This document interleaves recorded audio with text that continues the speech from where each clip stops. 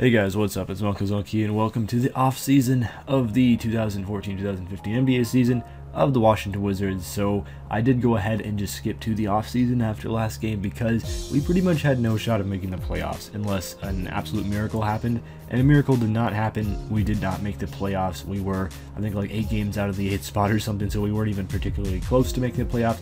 But Kevin Durant was the MVP, no real surprise there. The usual suspects for the first, second, and third team All-NBAs. We didn't really get anyone on any of these teams. Unfortunately, I thought our team was quite solid, but more of a team's team rather than a team that is built around one star player, even though John Wall was definitely a star and definitely deserved to be at least third team All-NBA. I'm not sure why he didn't make it. He's definitely at least the third best point guard in the NBA, in my estimation, but the San Antonio Spurs wound up winning the championship. I really was not surprised at all there. They're my pick to win the championship in real life. I highly doubt anyone is going to beat them in real life, bar some major injury, and they did end up back-to-back repeating because they won last year as well over the Miami Heat, and this year they won over the Cleveland Cavaliers, led by LeBron James. So they once again beat LeBron, and then our owner comes out with some extremely unrealistic goals. First of all, he's kind of cheap. For some reason, Washington is a big market city in the NBA, but we only have like a $68 million a year budget or something for everything, so we don't really have the biggest budget.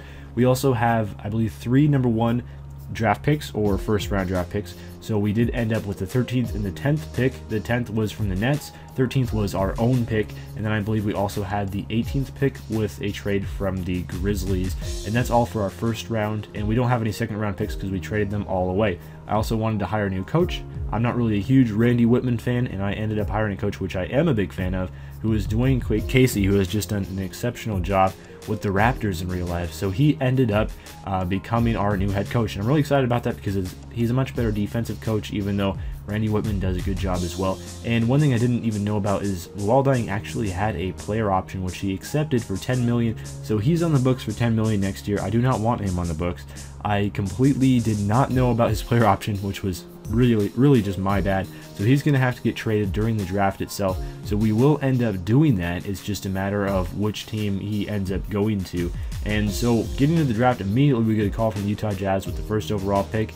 I'm not interested in that, but chopping around Luol Deng and Vince Carter, 2 contracts that I want to unload, I found Tyreke Evans is offered, and this is one of my favorite players to play with NBA 2K. We will be probably really good in 2016, so I don't think that pick is going to be very handy anyway, and I'm just really good with Tyreke Evans. And then I traded away Otto Porter and Montel Webster, 2 players. Well, Otto Porter just isn't very good. Montel Webster is going to be on the decline, so he's going to be worse, and they're about like $5 million a year-ish contracts. For the second overall pick, I'm not really sure what the Philadelphia 76ers were thinking, but they actually offered me the trade. I didn't offer them that trade, so I went for it. I'm just asking everyone who to draft, and overall our biggest need is at power forward, so we end up taking the best power forward on the market that it looks like, and that was suggested by about half of the people that I asked, who was Joey Bradshaw, and he ended up being a really nice player. So he will be the power forward for the future for the Washington Wizards, hopefully, and also he comes on a really cheap contract, and he is going to give us more than Luol Deng would at that power forward spot. So he is an upgrade,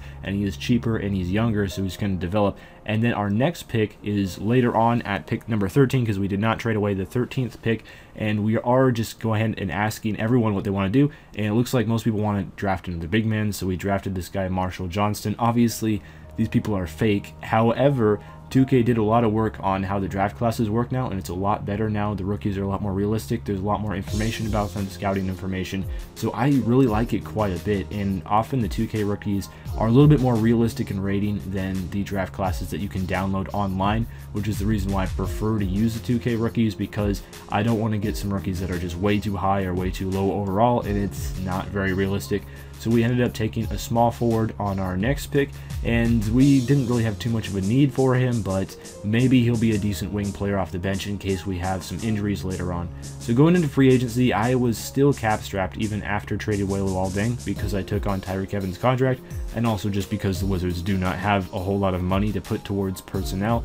So I ended up not signing a single player in free agency. I offered a couple players. I offered Brandon Knight as well as Jordan Clarkson, who developed really nicely. I another young point guard, and neither of them were willing to play for what I could afford, so I ended up just having the computer sign a couple no-name, really low overall. I believe they were rookies or just people from the free agent class, which was not fun. Probably second round picks that teams chose not to sign themselves because they're not very good. So the final thing we did is go into training camps. I set Bradley Beal to the perimeter shooting, so he's just going to be deadly accurate from the perimeter. I also ended up sending John Wall to perimeter shooting because he really could use to improve a little bit on his three-point rating. He can get hot sometimes, but John Wall is definitely inconsistent. And then I set our rookie to athleticism.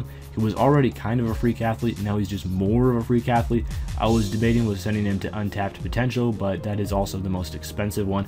I'm not using my VC for anything, but who knows, maybe I'll do some My Team or something in the future, and then I could actually use this VC.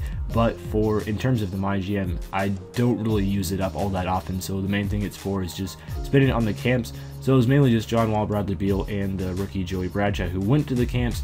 And now finally we go to the next season, and we're going to be ranked 5th overall in terms of the power rankings coming into the next season. So I think I did a pretty good job with our roster. We lost some pieces, but we also got a couple really nice young rookies in that power forward and center that we drafted. We should be building for the future. So owner giving more unrealistic goals, and hopefully I'll see you guys soon with the first game of the season, or the first game I choose to play anyway, where we will be going up against the New York Knicks, and hopefully that one will go well and we'll be able to showcase those rookies. But thanks for watching, everyone, and I'll see you guys with the next video.